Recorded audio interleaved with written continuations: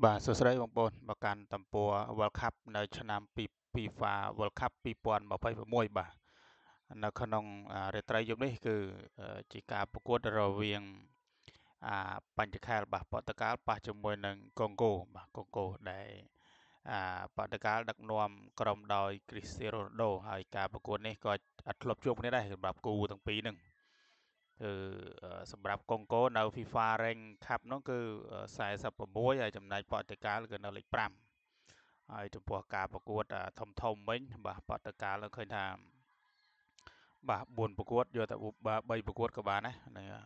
4ប្រកួតចុងក្រោយបាទគឺស្មើជាមួយនឹងមេស៊ីកូហើយឈ្នះ USA ឈ្នះឈីលីបាទឈ្នះនៅណាច់ចេរីបាទអាចេរីហ្នឹងតែ2-1ដែលឈ្នះហើយឈ្នះទៅលើ USA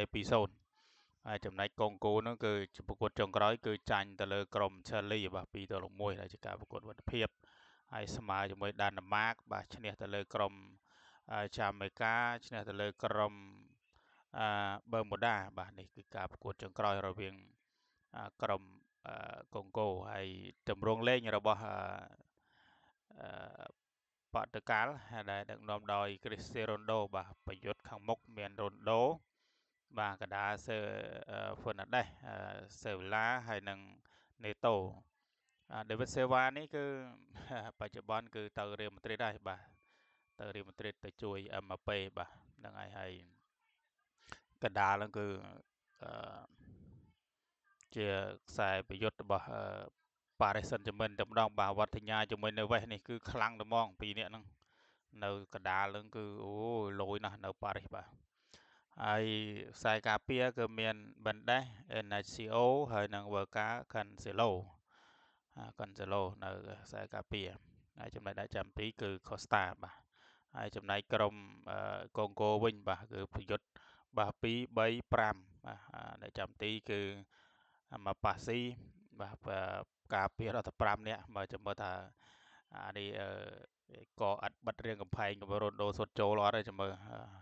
បិទមកហឹងហ្មងហ្នឹងម៉ាស៊ូគូកាពូឌីអេមបេប៉ាតូស៊ីប៊ីហើយនិងវ៉ាន់ប៊ីសាកាវិញខ្សែការពារគេ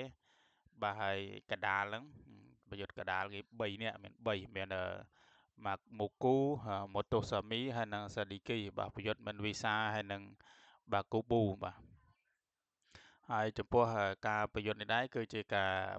ប្រកួតបាទជើងទី1បាទជើងទី1សម្រាប់ក្រុមប៉ូទុយហ្គាល់ក៏ដូចជានៅក្រុមK បាទសម្រាប់ក្រុមប៉ូទុយហ្គាល់នេះសម្រាប់ប៉ូទុយហ្គាល់នេះគឺឡើងទៅវគ្គ32ក្រុមគឺនៅក្នុងក្រុមនេះគឺងាយស្រួលហ្មងព្រោះនៅក្នុងក្រុមនេះមានតែកូឡុំបៀកុងហ្គោប៉ូទុយហ្គាល់អ៊ុបគីស្ថានហើយបែបeasy ឡើងទៅស្រួលហ្មងអាចថាប៉ូទុយហ្គាល់មិនចាញ់តែម្ដងសម្រាប់ការប្រកួតនេះចាំមើលនៅ easy សម្រាប់វគ្គកៅអី32ទៅមុខទៀតសម្រាប់ប៉ូទុយហ្គាល់ដែលដឹកនាំដោយ Cristiano Ronaldo ហើយគ្រូបង្វឹករបស់ប៉ូទុយហ្គាល់គឺលោក Roberto Martinez បាទគឺលោក Roberto Martinez គឺនៅក្នុងការប្រកួតនេះគឺជាការប្រកួតវគ្គដំបូងជើងទី1នៅក្នុងរាត្រីយប់នេះហើយក៏នៅម៉ោង2ណាបងប្អូនម៉ោង2កុំភ្លេចណាម៉ោង2ម៉ោង12យប់លំមពេញផ្នែកមើលហ្មងបងប្អូនម៉ោង12យប់ម៉ោង3តដោយក្រុមផ្សេងមិនមែនតែមួយគូទេណាបងប្អូនមិនមែនតែមានតែប៉ូទុយហ្គាល់មួយគូទេណាហើយសម្រាប់ជាចុងក្រោយនឹងសម្រាប់បងប្អូនដែលចង់បានស៊ុបបាទគឺស៊ុបចុងក្រោយហ្នឹងស៊ុបចុងក្រោយគឺបងប្អូននៅក្នុងឲ្យតែ3គូទេ3គូទេដូចជាយើងទៅរងអង់គ្លេសបាទរងអង់គ្លេសទៅបើអង់គ្លេសតឲ្យហើយអ្វីកូឡុំប៊ីហើយអ្វីប៉ូទុយហ្គាល់AC បាទ3គូហ្នឹងគឺបានហើយស៊ុបស្អែកបាទដូចយប់មិញមកបាល់ over ទាំងអស់3គូ4គូនេះបារាំងដាក់សេនេកាល់3-1ណ័រវេដាក់អ៊ីរ៉ាក់4-1ហើយអាសង់ទីននោះបាទ2គ្រាប់3-0ទៅលើក្រុមអាល់ហ្សេរីហើយអូទ្រីសដាក់ទៅលើក្រុម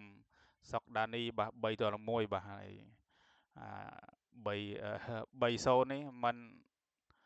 ធម្មតាទេក៏មេស៊ីសុទ្ធទាំង3គ្រាប់ហ្នឹងនោះសុទ្ធទាំង3គ្រាប់3គ្រាប់បើសម្រាប់ជ័យជំនះអាសង់ទីនណានៅក្នុងត្រីយប់មិញហើយជាក្រុម